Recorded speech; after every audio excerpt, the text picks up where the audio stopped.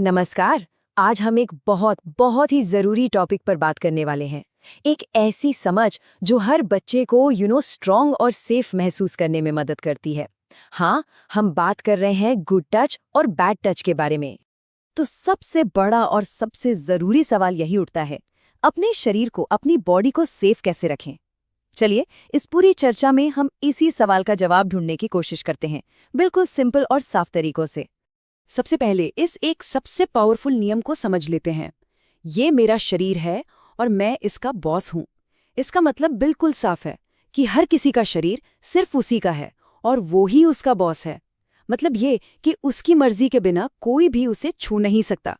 ये एक तरह की अपनी पर्सनल सुपर पावर है। ठीक है, तो फिर गुड टच और बैड टच में फर्क कैसे पता चलेगा? इसका सबसे सबसे आसान तरीका है अपनी फीलिंग्स को सुनना। हाँ, कोई भी स्पर्श कैसा महसूस कराता है, बस यही इसकी सबसे बड़ी पहचान है। तो आखिर ये गुड टच होता क्या है? गुड टच यानी अच्छा स्पर्श वो है जो सेफ, कंफर्टेबल और खुश महसूस कराए, जो केयर और प्यार दिखाए। सोचो, जैसे मम्मी पापा का गले लगाना या दोस्तों के साथ एक हाई फाई। और बैड टच बिल्कुल इसका उल्टा। ये वो टच है जो दुखी, डरा हुआ या अजीब सा यकी सा महसूस कराए। ये परेशान करने वाला, अनचाहा होता है, जैसे किसी का मारना या फिर ऐसे छूना जिससे मन में घबराहट हो। चलो, इसे और भी सिंपल बनाते हैं। अच्छा स्पर्श ये इस मुस्कुराते हुए चेहरे जैसा हैप्पी महसूस कराता है, और बुरा स्पर्श वो इस उदास चेहरे की तरह सैड और अनकंफर्टेबल महसूस कराता है। अगर कोई टच उदास करे तो समझ जाओ कि ये बॉडी का एक जरूरी सिग्नल है, एक वार्निंग बेल। बिल्कुल, जैसा कि यहाँ लिखा है, गुड टच होता प्यार भरा, जो दे खुशी न डर जरा। अच्छा स्पर्श हमेशा प्यार और देखभाल से भरा होता है। ये खुशी देता है, डर बिल्कुल नहीं। जैसे माँ की गोद का आराम, पापा का प्यार से सिर पर हाथ फेरना या टीचर का प्यार से शाबाश कहना, ये सब सच्चा और अच्छा व्यवहार है। और इसके ठीक ऑपोजिट, बैड टच वो जो डर दे जाए, मन को दुखी, मन घबराए। हाँ, बैड टच वही है जो डरा दे। अगर किसी के छूने से मन दुखी हो या घबराहट हो ना, तो अपनी फीलिंग्स पर पूरा भरोसा करना है। हमेशा याद रखें, जो छुए गलत, जो करे परेशानी, वो स्पर्श कभी कभी भी सही नहीं होता। ओके, अब एक और बहुत ज़रूरी टॉपिक पर आते हैं, प्राइवेट पार्ट्स। ये जानना बहुत ज़रूरी है कि बॉडी के कौन से हिस्से प्राइवेट हैं, यानी बहुत पर्सनल हैं। और इसे समझने के लिए ना एक बहुत ही आसान सा नियम है, और ये है स्विमिंग सूट का नियम। बहुत सिंपल है।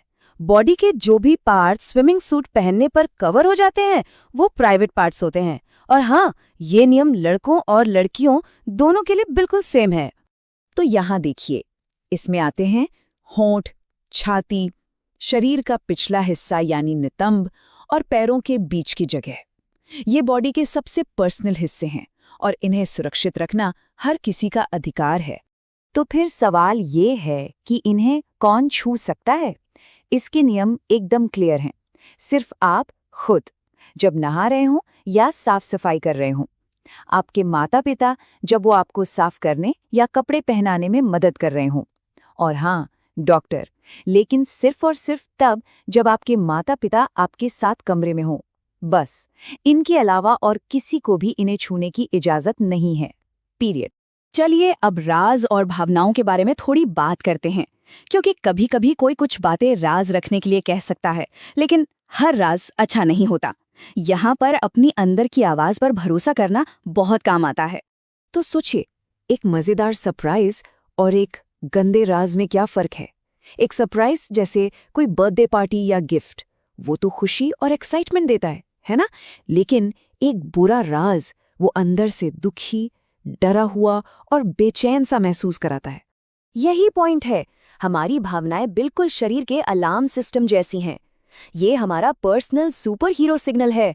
अगर कोई राज पेट में अजीब सी फीलिंग दे, घुटन जैसा या टाइट सा महसूस कराए, तो समझ जाओ कि ये एक असुरक्षित राज है। ऐसे राज को कभी कभी भी नहीं रखना चाहिए। तो अगर कभी भी ऐसी कोई असुरक्षित स्थिति आए तो करना क्या चाहिए? इसके लिए एक बहुत ही स्ट्रॉन्ग एक्शन प्लान है।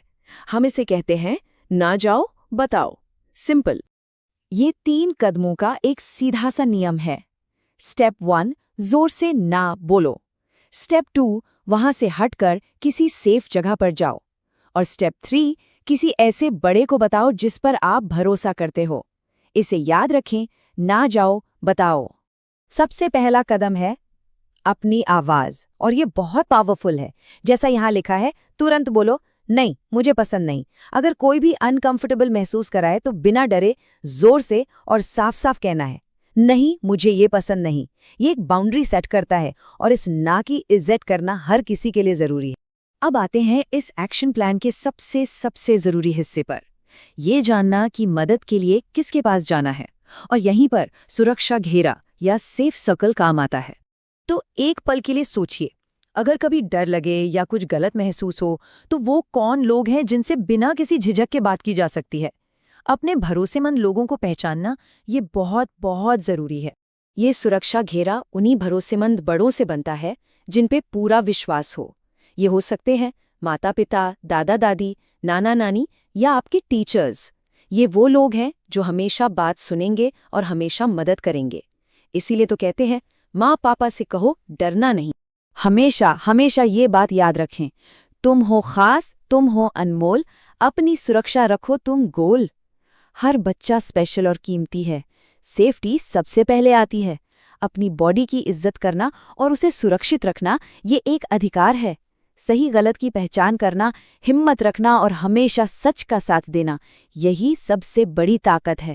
और आखिर में एक सवाल हम सबके लिए, हम इन जरूरी जीवन रक्षक बातों को अपनी रोज की जिंदगी का एक सामान्य और खुला हिस्सा कैसे बना सकते हैं, ताकि हर बच्चा आत्मविश्वास और